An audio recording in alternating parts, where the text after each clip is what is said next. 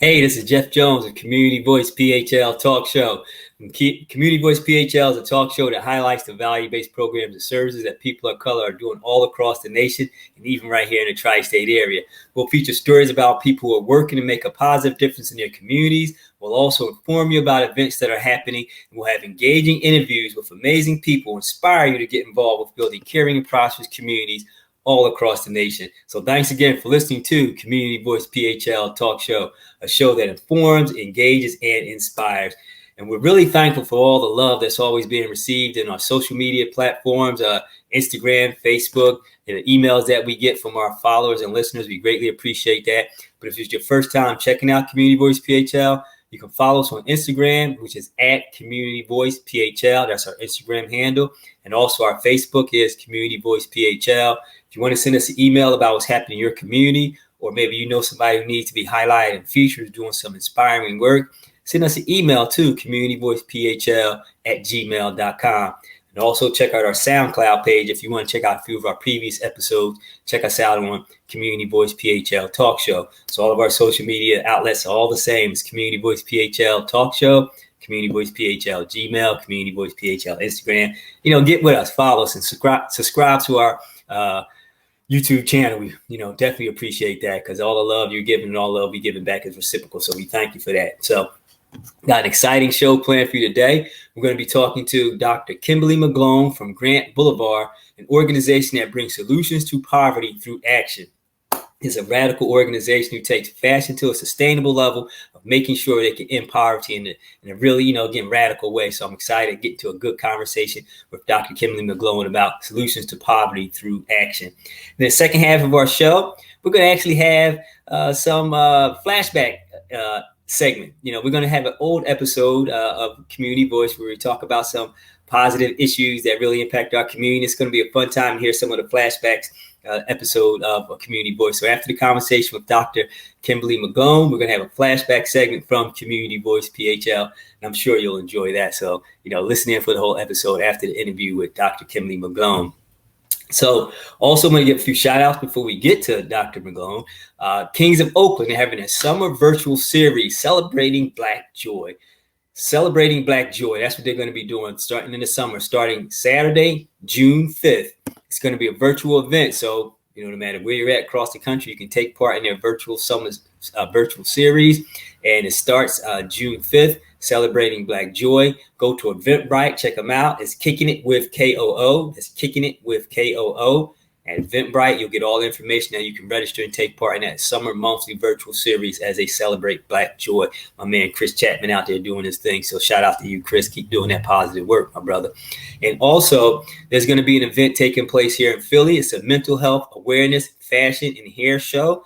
And that's a great thing, mental health awareness, fashion, and hair show. It's going to be July the 8th at 7 p.m. Check them out on their Instagram page to get all the information on how to register and take part. They need vendors and participants too, starting July 8th at 7 p.m. But go to their Instagram, is at Lovey, LOVY _ Philly Hairstylist. Again, that's at LOVY _ Philly Hairstylist, and you get all that information about the mental health awareness, fashion, and hair show on July 8th at 7 p.m. So check them out to support that, because that's an awesome thing going on right there. Talking about awesome thing, here's an awesome thing for the community. Now, I know quite often we talk about places that have food deserts or not have healthy foods, or if the foods are available, as the prices are exorbitant. Boom, here's an answer for you. The Mount Airy Grocery Outlet. Yep. It's a new grocery outlet located in the Mount Airy section of the city of Philadelphia, and it's a Black-owned grocery outlet.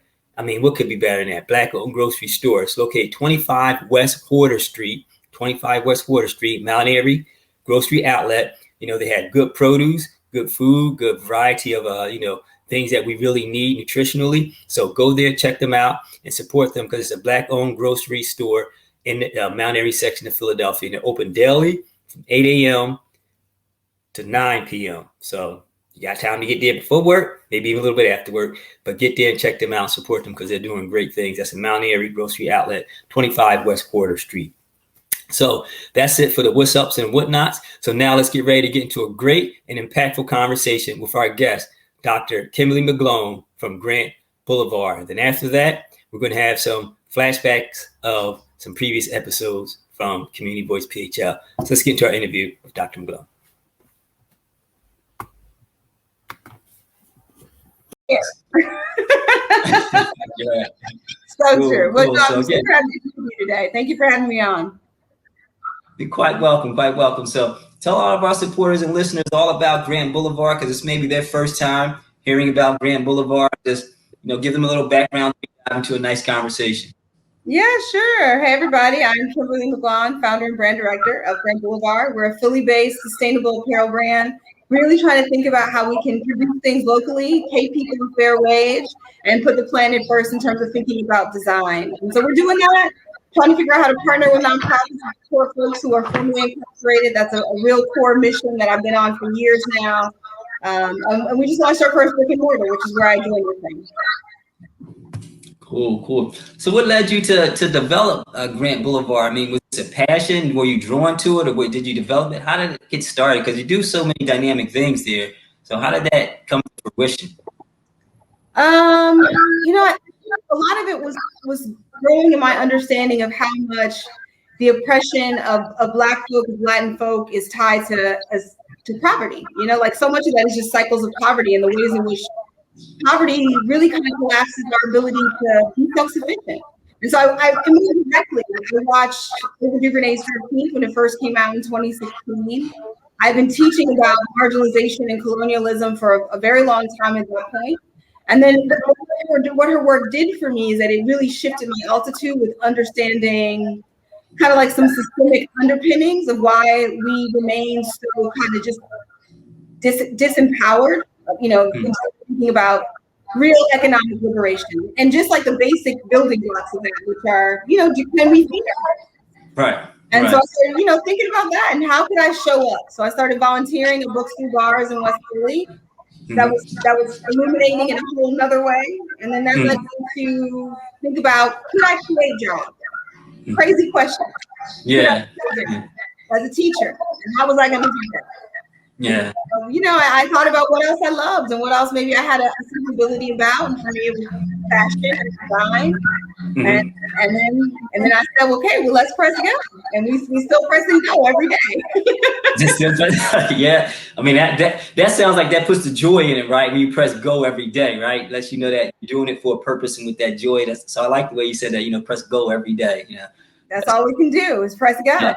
Yeah. So talking about the work that you do, because it kind of focuses on, but help me clarify. Maybe I'm not capturing up. Kind of focuses on the disenfranchised women who have been incarcerated, trying to transition their life around. But it has a little bit of breadth to it as well. And so if you could just go into how it doesn't just help one specific community segment, but it is focused on making sure those women who are transitioning from incarceration can, if you will, reclaim their lives back. I mean, that's always been a part of the aspiration. I mean, I spent a lot of time. I'm gonna confess something to y'all because I know how people who are really from Philly. I know how y'all really are. So I'm all in South Philly. My grandmother's from South Philly. I would come here at least once a year to spend time with cousins and second cousins and aunties. But I grew up on the north side of Milwaukee, which is a really interesting terrain as a black woman. Milwaukee is the most racially segregated city in America in terms of cities go. If you're black, you only live on the north side. And I learned a lot living on the north side about all the ways in which these systems designed to privilege and protect power and economic power, social power, political power for white men, how it really creates this larger cloud of oppression for a lot of different folks. And so what we're trying to do with this brand is to build a movement where people start to think differently about who made their clothes, separated from these old embedded practices, very much in American slavery, that suffer profit margins at the expense of brown people, and doing that in a way that recognizes the state of really deep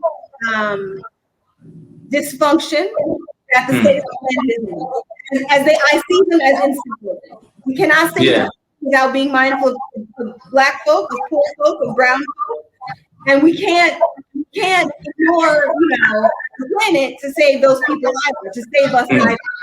So, the ambition is how do we build something that's bold and beautiful and important? At the same time, centering partnership with folks who know things that I don't know and who've seen things that I haven't seen to try to do it right. So you said you're working on saving the people and saving the planet. And how does that work in realms of fashion? You have sustainable fashion wear. So is that? Yeah, no, great question. One other thing we don't think about is people who are dysfunctioning as consumers. There's a veil that exists that stops us from seeing the ways in which the fashion industry oppresses people ever since it started oppressing people under the institution of American slavery, right? The cotton plant really led to the boom of the fashion industry, right? And then that was outsourced to other brown folk, right? So that's the first thing. But the other thing that was outsourced were mechanisms for producing things so quickly that have really damaged the planet and has sped up climate change. And so the only way forward, and this is a matter of science fact, is we need systems that recognize that we have to watch our water usage. We have to watch how chemicals are being dumped into our soil and our water and our air, and that we can't allow that to happen in other places and think it does not impact us, because that is not the way the ecosystem of the planet works. Right. And of justice and environment, the first people to be punished, to be left out, literally to choke, right, and to drown, will be people who are people of color. Yeah. Wow. I'm glad you circled and completed that loop there, because it's important for us to understand how the ecosystem helps not just the economy, but the individual at the same time. So that's real powerful. And how you mentioned too, how it disenfranchised or really impacts the Black and brown community first in those spaces. Because just like, it's kind of a sidestep, but just like over in Flint, where the water filter system is not still proper, right? It really disenfranchises us, and that's part of the ecosystem. But the way that you're looking at making sure your brand, your fashion takes care of that is just awesome. And so, you know what, if you want to check it out, go to the website. What is it? grantboulevard.com, right? That's right. You can follow us on IG at GRANT BLVD. I know when you guys look at the scroll across the bottom, our handle is incorrect, so I'm gonna get that right for y'all. Yeah. It's GRANT BLVD. Okay. Yeah, and the reality is that if we the people don't really think about who we're supporting with our dollars, if we don't vote differently with our dollars, we are voting against our own interests. So let's not focus on that, right? Who we support, it makes all the difference, and not just the vibrancy of our community and the success of our public schools, but in who will have economic power to help make decisions that really are inclusive of all of our needs. So yes, what you're going to buy at Grand Boulevard, what you're going to see here is beautiful designs, sourced locally, manufactured right in Northern Liberties, hyper local, Black women owned, and a very diverse team of women who are thinking about how do we take care of each other, how do we take care of other people, how do we take care of the planet. That's for sure. And Northern Liberties is a section of Philadelphia for our viewers and listeners who are not from the tri-state area. But again, you check them out on social media. That's the beauty of it. You can contact them no matter what space and place you're in. But it's Northern Liberties in Philly. So just in case, because sometimes folks are like, we're Northern Liberties. They put it on the map and they try and find you in Milwaukee and you ain't there. No. So our storefront is right in West Philly at 36 in Lancaster, very close to University City. Very intentional decision. And we're open Fridays, Saturdays, Sundays. You can shop us online 24/7. We're really thinking about how do we create fashion that is trendy and trying to be accessible for folks. Sustainable fashion, sustainability broadly has always been so expensive that Black folk, brown folk, poor folk really can't fully participate. And we're doing our best to try to figure out how do we bring that to a point of accessibility. So that's a struggle for us, is how do we make it sustainable and accessible? Yeah. And you know what? One of the things you also talk about doing is you do things radically, right? You do things radical. So I don't think it's all that radical. I think it's logical, but you're right though. I mean, sometimes in our society, what's simple is considered radical in society because no one thinks in that capacity. I'm here for it. I am not rejecting that word radical. I'm all the way accepting it. Thank you. Okay, cool. Cool. And I want you to interact with this quote, but make sure we got the tag on right at in the ticker too, because I think we corrected it, but make sure we have it correct.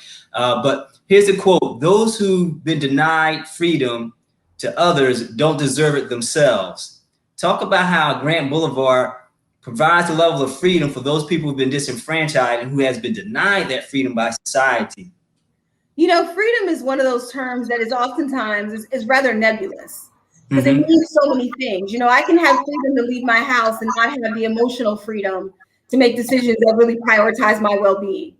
I think for us, one of the things that we're really working to do every single day is to build a diverse coalition of folks who are thinking about bold solutions to complicated problems in pursuit of a definition of freedom that includes folks who are Black and brown, maybe have been incarcerated, maybe are gender non-conforming or gender non-binary. So a lot of real openness about inclusivity. And because I still believe in diverse coalition. I still believe that building diverse coalition is the only way that we're gonna, if the experiment with our democracy is gonna survive, if we're gonna slow down climate change, it's gonna take diverse coalition. And that's gonna take a real sensibility that we are not, none of us are free. And this is another quote. None of us are free. All of us are free. Right.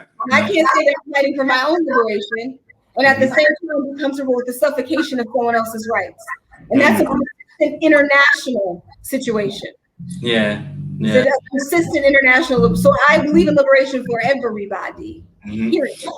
So how do we move that tension with the awareness of a brand such as yours, which is, I don't want to say mainly in the fashion lane, because I know you're broad in what you approach, but for the most part, you traffic in the fashion industry, and that in and of itself is proliferated with, you know, oppression. Harassing behavior. Yeah. So how do we move in the space of creating? Matter of fact, let me just put it this way: what are some of the radical changes you have built into Grant Boulevard that shows itself through the individuals you bring on board and through your fashion line? I mean, one of the things we've done from the very beginning, and it continues to be a challenge because, you know, America, and I think there's a metaphor that we can use to describe it as a house, and this pandemic has really been an earthquake. And now we have a lot of folks who are living in the rubble. And so one of the things I've been tasked with the CEO is partnering with nonprofits to figure out how do we find folks in rubble? And then how do we try to bring them into the fold? So that's ongoing, you know, that's ongoing really business leadership work that I'm engaging in terms of thinking about hiring. The other thing we're thinking about is how are we making sure that the way that we source fabrics is aligned with what we say is our value, our true value. So that takes a lot of creativity to be able to make decisions in that way that we can defend. Right. And the other thing we're thinking about is everything from like our cleaning supplies, like packaging materials. There's the entire supply chain internally really centered on planet in ways that are sincere. And so that's the work that we're doing. It's like from when things walk from the door to how they're loved on by the team when they're with us, to how we ship them out to people who are buying them in Canada or in Australia or in Brooklyn or LA or Milwaukee where I'm from. How are we making sure that we're keeping our word? You know, that matters. Keeping our word matters. Yeah, and that's definitely true, because the integrity of this work has to be maintained. That's kind of like almost one of the foundational things, because in an integral space like this, once we lose that fabric of our ethics, then we know the stance that we're in. So, and it's so tricky because, you know, when we think about what is it taken for companies to become, you know, multi-million-dollar brands, which has always been the aspiration for most people who are startups. And I think of us, we're a manufacturing startup. Oftentimes it's about how do we squeeze from the planet and how do we squeeze from the people at the bottom. And in trying to build out a new model, we're really trying to be intentional about protecting our integrity. Yeah. So how, you know, in the space of protecting your integrity, how is it that you're able to not compromise on the quality, values, or substance that you offer? Because, you know, something like you just mentioned, some of the brands, they start off with an altruistic mission, but then once the money come in, they kind of get compromised in that space. I think most of them don't really start out with a clear sense of compass about what they really are working for. That's the first thing. Because I think that when you really are married to something, you know, this is grown folk talking. When you're really married to something, then you're loyal to it. And that's what makes it hard. That's what makes marriages hard, right? And I think that what we'll have to do is we'll have to, no matter what licensing deals we enter into or what partnerships we pursue, we'll always have to lead with these are our non-negotiables, and this is the conversation we're trying to progress. And we're looking for companies that we're transparent with, and that they're being transparent with us, and that we build out those mechanisms that allow us to still continue on the trajectory, which is systems change and industry change. Awesome. Yeah, that's great thing that you got going on with Grand Boulevard. So as we begin to wrap up this segment, because I know you got a busy schedule because you're doing some awesome, amazing things over there, give all of our listeners and supporters information how they can catch up to you, what you got coming up next. Yeah, we'd love to have the community join us on our shopping with us directly through our website if you're not in Philadelphia. If you are in Philadelphia and you're feeling unsafe and you want to shop at home, that's fine. If you want to come into the storefront, we'd love to meet you in person. We're at 36 in Lancaster. We'd also invite you to, join us on hikes that we're doing and community cleanups that we're participating in. So the movement for industry change exists at a lot of levels. Follow us on Instagram, share our story with people who, you think our brand and our movement will really resonate with. And join us for the long haul. Building something beautiful is going to take some time. We'd love to invite you to join now and to stay. Our next collection drops on Juneteenth Day. Love to have you shop that one as well. If you'd like to keep up with my personal journey, you can find me on Instagram. You can listen to my podcast, This Food for Disruptors. Lots of ways to stay in touch with me. That's what's up. That's what's up. And this is my co-host, my wife, Jacqueline Jordan. She joined for the second half of the show. She was listening to all the awesome things you were dropping down. And we definitely will have all your information in the comment section so that our viewers and supporters can definitely reach out to you and support you, particularly on the Juneteenth. So send us over that Juneteenth information so we can post it. Absolutely. We got to celebrate. Yeah. We got to celebrate. Yeah, for sure. But hey, it's been great having you on the show. We thank you for your time. And we definitely appreciate all the great work you're doing. Keep doing what you do and get under the air conditioner and stay cool because I know it's hot. Yes. Thank you so much for having me. You're welcome. Thank you. What an inspiring interview with Dr. Kimberly McGlonn from Grand Boulevard. Again, her contact information will be in the comment section below, so check that out. I'm always support Dr. McGlonn and Grand Boulevard and all the work that they're doing radically to make a difference in our society. So we greatly appreciate her for being on the show. So thank you, Dr. McGlonn. We'll definitely be in touch and supporting you on your Juneteenth upcoming event. So let's get ready for the flashback segment of Community Voice PHL. The segment is from How Do We Process the Chauvin Decision? Hope you enjoy this flashback segment. Talk to you on the other end. Again, just recently last week, the Derek Chauvin verdict came out, and it really was a moment of transition for our society. Some of us, and myself included, really did not think it was going to go any other way as far as him being found guilty on all accounts. I kind of felt within myself, not being a legal eagle or anything like that, but just kind of felt within myself that was going to be the verdict. He was going to be found guilty, right? And sure enough, he was. But in the fact that he was found guilty, though, how do we process that? I mean, how do we as Black people process that? Because right on the heels of that, we had still 3 Black bodies that were attacked, right? 3 Black bodies that were attacked throughout the time of, the moment of the verdict. And one was the same day and the others were days after.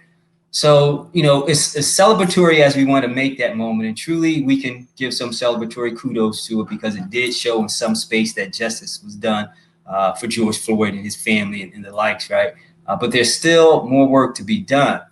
So how do we process it? How do we process the fact that, we won the verdict, but we still have to keep fighting the war, right? And his conviction does no good if there's not any more change that's going to be done systematically in terms of racial profiling, in terms of social injustice, in terms of police abuse, in terms of the whole social justice reform, So what do we really gain from that victory? And how do we process that? Because again, we have to wrap our minds around the fact that there's still Black bodies that are going to be attacked. And there's still things that are happening in our society that are leading us to be disenfranchised. But we have to still find space to say, hey, is this really a win, Jack? I don't know. Well, for me, this is a 2-part, probably more than 2-part, but 2-part conversation. And the first part of that is cops shouldn't kill people. It's really that simple for me, right? Cops should not kill people. And if there are rules, training, etc., mindsets in place, those should immediately be eradicated. Cops should not kill people. I really don't have nothing else to say other than that. You know, and I mean, you know, it challenges me because, of course, we know disproportionately Black folks are killed in larger, are not apprehended in the way in which white individuals who are causing problems are apprehended, right? And we've seen this time and time again, video after video, where white suspects are apprehended without a scratch, maybe a broken bone, maybe a broken nose, but without a scratch on them. They were taken to restaurants for food. They are on some police sites. In the comment section, these individuals who shoot and kill Black people are given praises. I believe I actually looked at something that was set up, I don't know if it was a GoFundMe or not, for Kyle Rittenhouse, where there were officers who are currently serving on the force, singing his praises, but also helping, telling me he did nothing wrong, helping financially. And so these are the individuals we are dealing with. And one of the things I used to always say, and we talk about this a lot, is that, you know, the problem is Black folks know white people, but white people don't know Black people. And you know, I actually want to change that. As I've grown and matured and read things and really started to delve into history, one of the things that I do realize is that we don't know the capability of white folks. We don't know the capability of whites. Let me rephrase that. We don't know the capability of the influence white supremacy in its fullness, the influence white supremacy has on white people. We don't know that. And we don't know to the full extent the evil that resides in some individuals.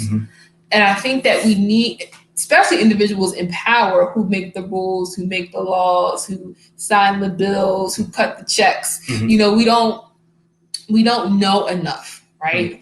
And I think now is a great time, as we're beginning to sort of strategize, for Black people to really get in the space of knowing what the quote unquote master knows and what the master does. We need to strategically understand, again, like you say, Jeff, this is chess, not checkers.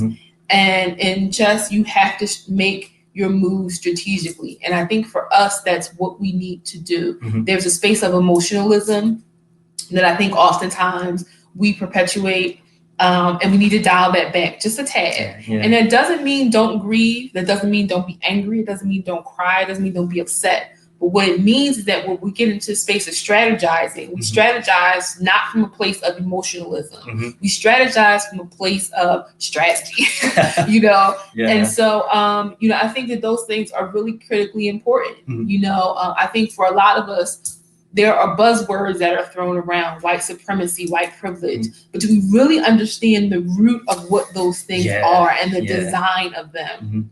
And don't give me the Woodley Lynch letter.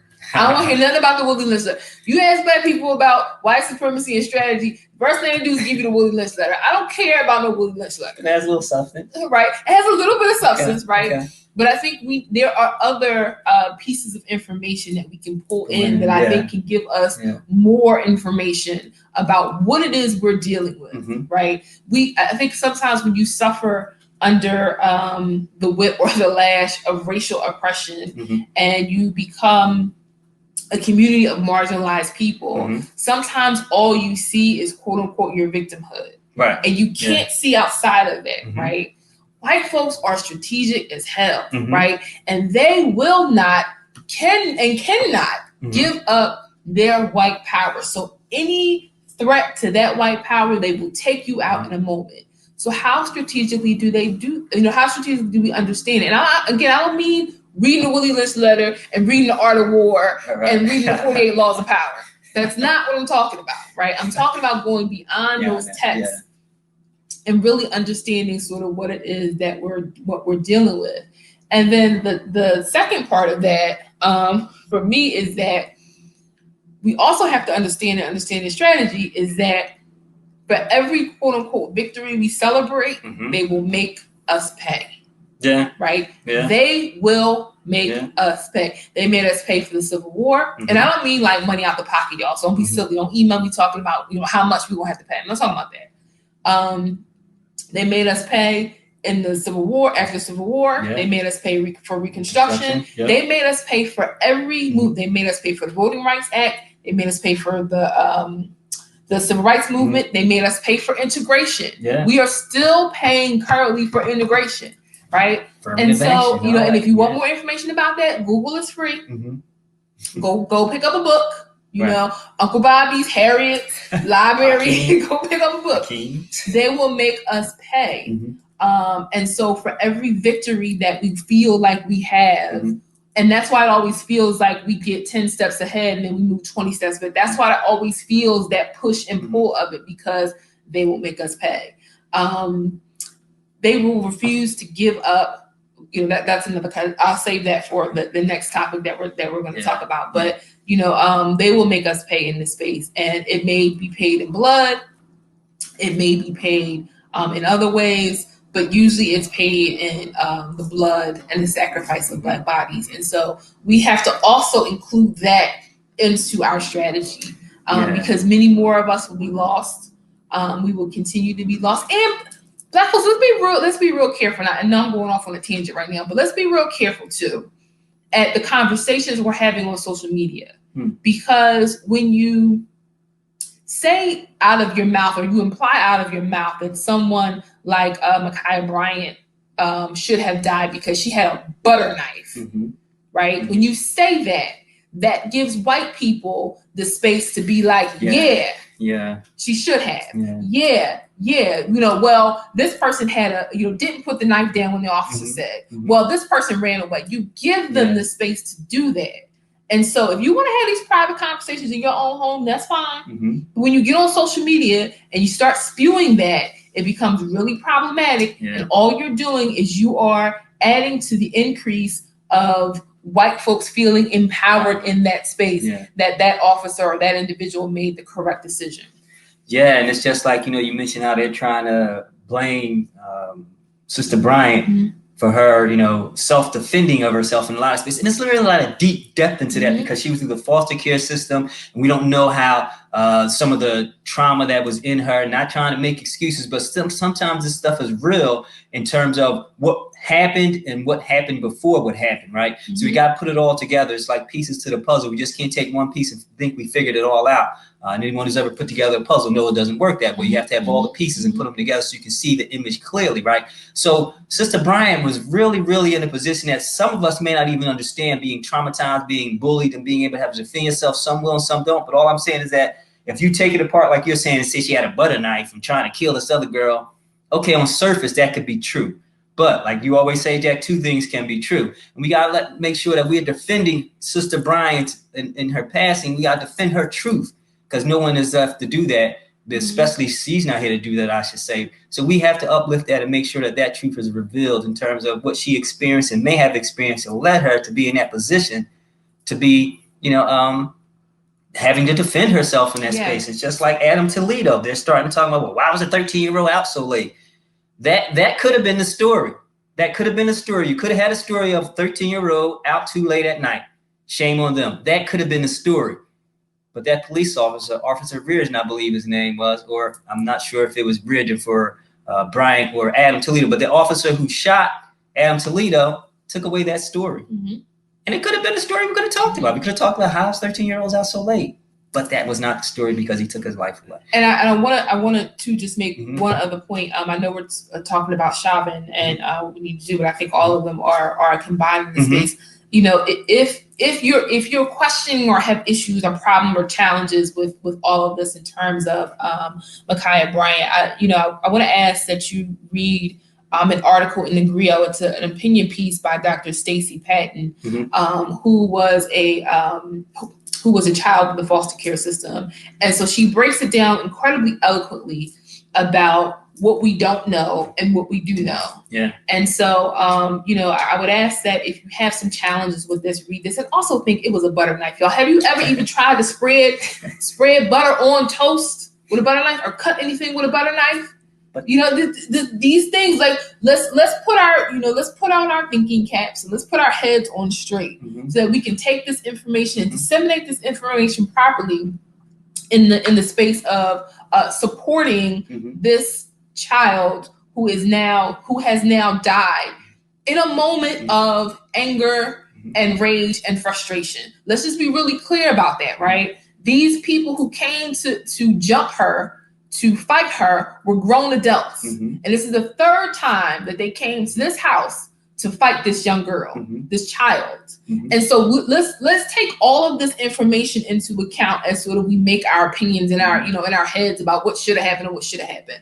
As I said in the very beginning, cops should not kill people. And if you cannot be in a space of separating a situation or assessing a situation as you're quote unquote supposedly trained to do, which is why she called in the first place.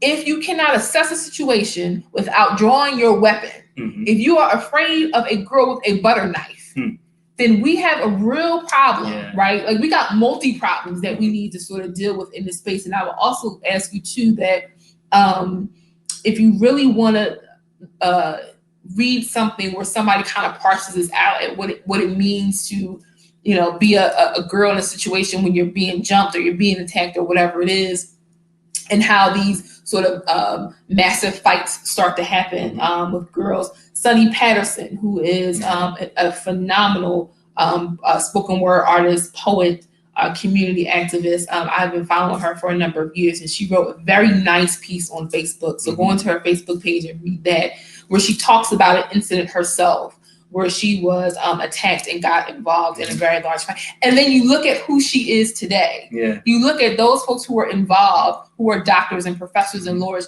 You look at all those folks, and this girl never had a chance. She never had a chance to bloom into that. And I think we got to really, really parse that out and look at that too, because folks are acting like they was never 16, and they acting like they never got into an altercation with anybody, and they acting like they didn't do stuff like slash tires, and they acting like they didn't, pile snow up in front of an ex-boyfriend's door because he was stuck in the house.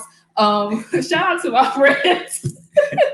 So it's like people act like they've never done anything, right?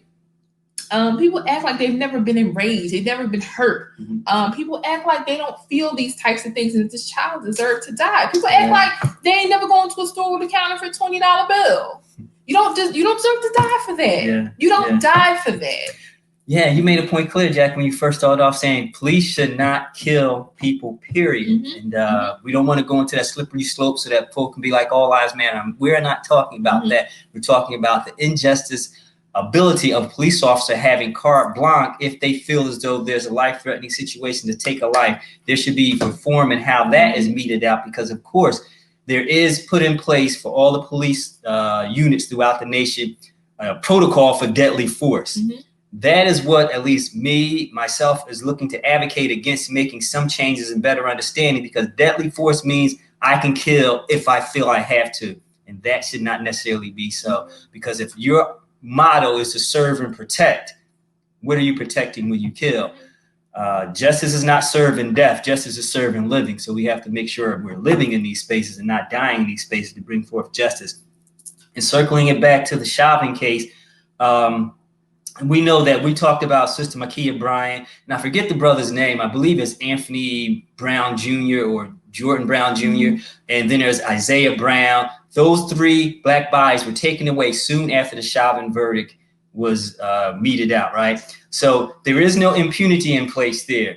It's not, punitive in the verdict. It's punitive in the change. So there's still impunity there. You talk about, the verdict, there's no punitive damage there. Punitive change is what we're looking to have happen in the space of that situation. We're not interested in the conviction of Chauvin as much as we're interested in the conviction of the change in the mindsets of those in charge of our legal and judicial systems and the police force as a whole across the nation. So that verdict really didn't bring about change. It might have brought about vindication, but it didn't bring back a solid victory. So we can't look at it in terms of this being a victory when it's really just vindication, because it's just like taking a noose off the neck of a dead person and saying you're relieved now. It's not the case. We're looking for true victory and making systemic change, because the Chauvin verdict, again, what came out of that, there was so many people being celebratory. Again, don't get me wrong. I'm not saying that that type of justice and that type of movement and that type of emotion shouldn't be displayed in those moments. But we should know, we Black people should know, by and large, they will sacrifice the one to maintain the many. Mm-hmm. And we saw that played out. Chauvin was just one that they could give up, right? And we don't even want to talk about some of the legislative laws that were just passed after the Chauvin verdict with no support from those different special interest groups towards black boys and girls bodies being taken away. Mm-hmm. So it's really kind of a lot of fudge duckery going on in that space. But Black people, we got to be mindful how, like you're saying, Jack, it's chess, not checkers, and how systematically we have to make those changes, put it in place so that we can see real reform put out there. We can't be so scared to speak up for our complete and total independence as Black people and our own sovereignty in spaces of what we want. We can't be so controlled by the system and let the system, degrade us consistently, because other ethnic groups will not do that. They know how to pimp the system and play the system, and they did it quite excellently throughout this whole outrage this past, say, 12, 14 months of social unjust, how other special interest groups, other ethnicities got on board with this unity and inclusive thing as the Black people trying to make movements and progress towards our struggle. They got in and they pimped the system, and now they're leaving Black folk to the side after they've gotten what they want. Mm-hmm. And the Chauvin case is a prime example of that, because, again, legislatively, you can look it up, you can Google it. There was a couple of things legislative that were passed soon after that verdict was meted out, and Black people, again, left to the side having to fend for themselves. So how do we process this Chauvin victory, or verdict, I should say, and still not have any victory in the spaces that we needed? And it's vindication, but it's not victory. I mean, it's just, it's just not victory. We can't count it as a victory because nothing has changed. We've seen that again, and not to ever keep rehearsing the deaths of those Black bodies that were lost after the verdict, but it's going to continue until there's real systematic change that we have to put in place and demand and fight for our own sovereignty in spaces that we know we have to fight for. And the solution is not to check within a system that's denigrating us. We're constantly saying we have to look within the system, and the system is what's really bothering us and really challenging us, but we can't look to the system for our solutions because it's not going to ever be there. We have to look within ourselves, empower ourselves in spaces politically, socially, and educationally to be able to create a power base, to be able to create a voice in and of ourselves, Black people, and for Black people only. We can't just look at those folk who want to ally with us, because allies are all lies to me, because everyone has a special interest outside of the Black people, and they will use Black people consistently to get that agenda pushed. I know you want to jump in. Yeah, and then we're seeing these really interesting, again, Black people be mindful of what you're reading, right? And how you allow what you're reading to taint your opinion or taint your reality of how things really are. Keith Ellison, the Minnesota Attorney General, actually said he feels bad for Chauvin. He deserved to be convicted, but he's a human being. Where is that love for, Black folks in the criminal justice system, Black folks who are incarcerated? Where is that mercy, right? We can't be selective about mercy. Either we're going to give it to everybody or we ain't giving it to nobody. We can't be selective sort of in that space. I was reading the other day, there is a reverend, a white reverend who is very active. I forget what community he's in. I'll find the information and share that with you next time. Very active in the community in the space of social justice. And he said we should pray for him. That love is the answer. So again, let's be careful about these quote unquote allies, these wolves in sheep clothing. And let's not look at their deeds and their work. Let's listen to their words. Let's listen to the things they say.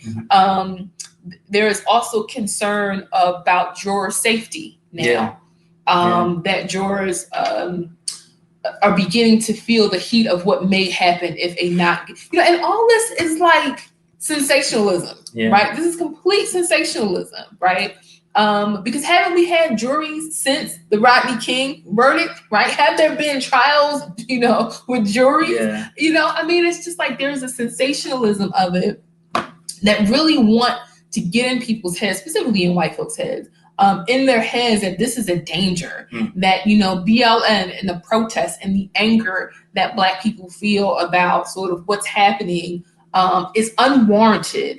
And what it can cause is it can cause our judicial system to break down and fall apart. Well, the reality is for Black folks, the judicial system has always been broken down and falling apart. Yeah. So again, this feeds into this white fantasy that white Americans are inherently good. Our judicial system, our democracy is inherently good.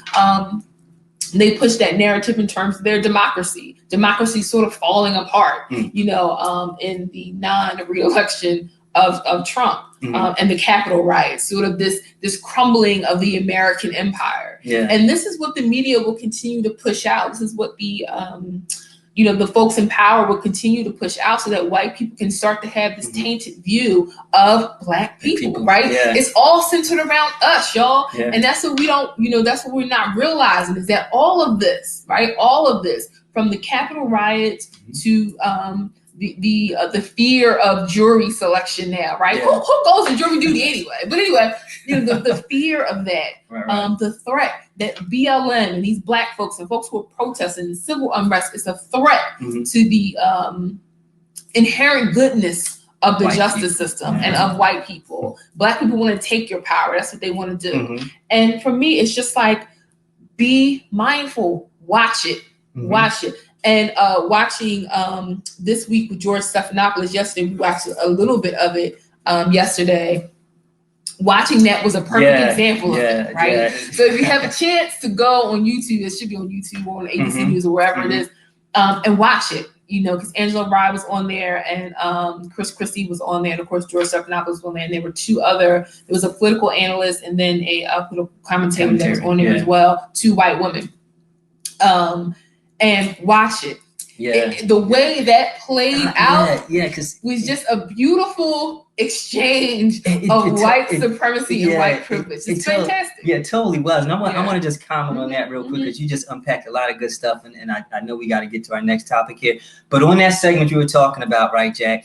And I didn't catch the person's name. That's why, like you said, Jack, watch it. You'll be able to get it. But she said that every instance where a Black body is taken away, she didn't say Black body, but every instance where a Black body is taken away shouldn't be seen as systemic racism. Watch that, Black folk. Watch that. And George Stephanopoulos then turns to Angela Rye and says, she makes a good point here. Yeah. What do you have to say? And I'm paraphrasing. That's not exactly what he said, but what do you have to say? And, as much as I, respect Angela in this space, I think she's a very highly intelligent woman. What she spoke about was Black victimhood, which for me was like, throw the chair at the TV, because at that moment was not the moment to push Black victimhood. That's not that moment. That moment was to challenge George Stephanopoulos, Chris Christie, and the other 2 women who were sort of all in sort of the same space of being challenged by even having the conversation. Listen to the stutter step. Listen to how they tried to wrap it back around the first conversation of taxes. But that wasn't the moment. Nope. Right. That wasn't the moment for the empathy of white tears of white folks about Black victimhood. That wasn't the moment. That moment was to challenge and say, hold on, wait a minute. Let's go back to that. Let's circle back. You give me an instance when racism was not in place and white supremacy was not in place in any situation since 92. I was just saying, just go back to 92, right? Go back to 92. Yeah. That was that moment. Or she could have done what you said and said nothing. And let white folks work that out themselves. Because again, we don't always have to be the outspoken Black person in this space to correct people. We want white folks to figure out how to fix it. Let them sit there and fix it. And let them sit there and fix it all in and of themselves. So definitely check out that. What is it? It was this week with George Stephanopoulos that just happened this past Sunday. And it should be there. Yeah, it should be there. Just check it out because we want you to get that in context of what we're saying about how do we process this Chauvin verdict. And it's vindication, but it's not a victory, and it really doesn't help us move forward until there's systemic change that we really need. So there you have it. I hope you enjoyed that flashback segment from one of our previous episodes of Community Voice PHL. Hope you also tune in next week, where we'll have a dynamic guest, awesome community builder, inspirational community builder, Geo Dixon, talking about ways you can be inspired to help building, caring, and prosperous communities. So again, follow us on all our social media platforms. Instagram is Community Voice PHL. Facebook is Community Voice PHL. Subscribe to our YouTube channel, Community Voice PHL Talk Show. And if you have any comments, feedbacks, or thoughts about anything that Dr. McGlonn talked about or any of our previous episodes in our flashback segment there, send us an email to communityvoicephl@gmail.com. But thanks again for listening to Community Voice PHL, a show that informs, engages, and inspires. And remember, if it's happening in your community, we need to hear your voice. Peace.